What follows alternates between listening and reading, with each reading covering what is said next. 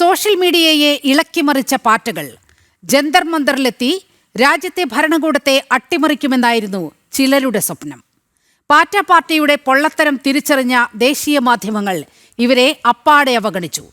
എന്നാൽ മലയാള മാധ്യമങ്ങളെ സംബന്ധിച്ച് ഇത് ചരിത്രപരമായ മുന്നേറ്റമായിരുന്നു.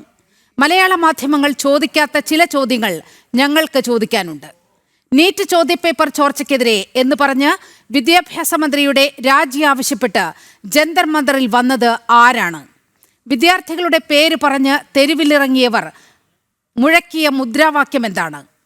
ഭാരതത്തെ കഷ്ണങ്ങളാക്കാൻ നടക്കുന്ന ടുക്കഡോ ടുക്കഡോ ഗ്യാങ്ങിന്റെ തലതൊട്ടപ്പൻ ഉമർ ഖാലിദിനു വേണ്ടി എന്തിന് മുദ്രാവാക്യം മുഴങ്ങി? കർഷക സമരത്തിലും ഗുസ്തിക്കാരുടെ സമരത്തിലും ലഡാക്ക് സമരത്തിലും കണ്ട് പരിചിതമായ ചില മുഖങ്ങൾ എങ്ങനെ ഈ ജൻസി പ്രക്ഷോഭത്തിലും പറന്നെത്തി? കടുത്ത ഭാരത വിരുദ്ധരായ വിദേശ മാധ്യമ പ്രവർത്തകർ എന്തിന് ജൻസി പ്രക്ഷോഭത്തിന്റെ ഭാഗമായി?